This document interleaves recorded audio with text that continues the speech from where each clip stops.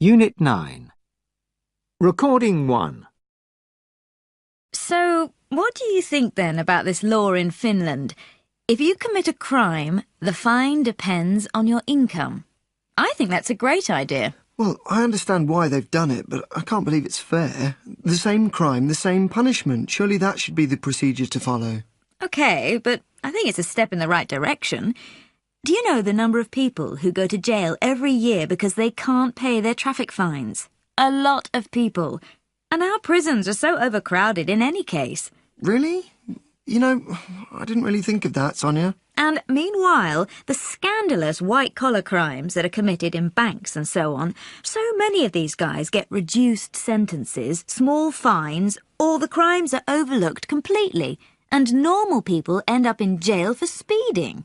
Now, that can't be right. Totally agree. Just because you wear a suit and tie doesn't mean you deserve better treatment, right? So, that's why I think that law in Finland is fair enough. OK, point taken. But it wouldn't become law in most countries, would it? There would almost certainly be complaints. Possibly, yes. And back on the subject of crimes that don't get punished, what about our corrupt politicians? You know something? It's amazing when you ask some people about it and they say, well, if I was in power, I would probably do the same thing. They defend them. These guys are corrupt. And they defend the footballers who don't pay their taxes. Can you imagine how much money they're swindling the state out of? And they don't go to prison or anything because they're celebrities. Yes, you're right. There's a real discrepancy here. All this goes on, and people who commit quite petty crimes suffer unnecessarily.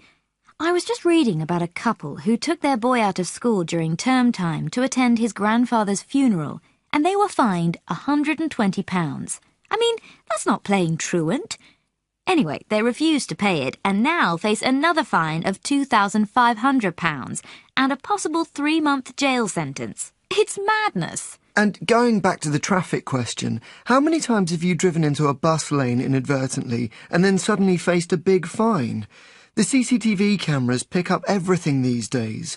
What I'm saying is that there are so many punishments these days which are disproportionate to the crimes committed. Absolutely.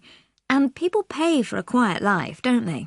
If you protest, it's worse. Yes, we live in a society where serious criminals sometimes don't get done and parents are dragged through the courts for doing nothing wrong. It's crazy. So, what do we do about it?